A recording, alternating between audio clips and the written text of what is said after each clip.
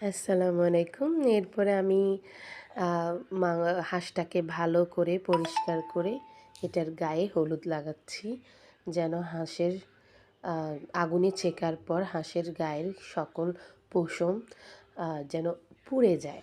হাঁসটা neat and clean হয়। এমনি হাঁসটার গায়ে ছিল না। এরপর আমি হাঁসটাকে কাটতে বসেছি। কারণ হাঁসটা অনেক হেভি। আমি শখ করে বসেছি হাঁসটা কাটতে। আমার শখের জিনিস আমি নিজের হাতেই করি সব।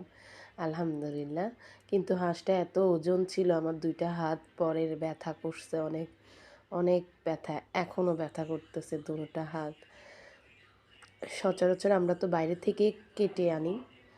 আর হেল্পিং হ্যান্ডরাই কাটে। এরপর আমি শখবশত বসেছি হাঁসের আ কাটার জন্য। হাঁসটা এত শক্ত ছিল, পরে গরুর মাংসের মতো এটা টুকরা করা হয়েছে। খালা আমাকে হেল্প করেছিল এই কাজটা করতে। তবু আমি শখের বশত হাঁসটা কাটতে বসেছিলাম। সাথে মুনতাহা রাহিলও ছিল। রাহিল আমাকে ভিডিও করে দিচ্ছিল। আমি বসে ভালো করে বসে পজিশন ঠিক করে তারপরে হাঁসটা কাটতে যাচ্ছি। আমার হাত কাঁপতেছিল। ভালোই লাগছিল। হাঁসটা আসলেই অনেক সুস্বাদু ছিল। মাংসালো ছিল, পরিষ্কার ছিল, বড়।